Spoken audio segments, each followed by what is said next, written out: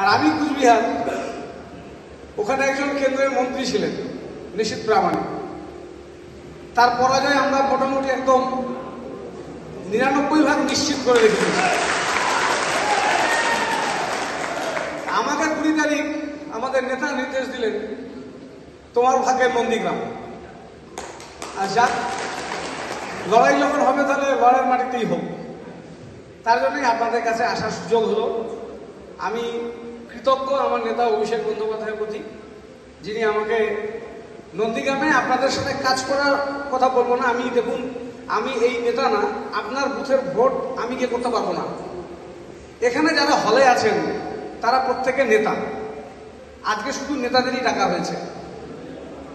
আপনার বুথে আপনি নেতা, আপনি এখানে হয় পঞ্চায়েত বা পঞ্চায়েত পদপ্রার্থী বা বুথের সভাপতি বা কনভেনার, এরাই আছেন এখানে।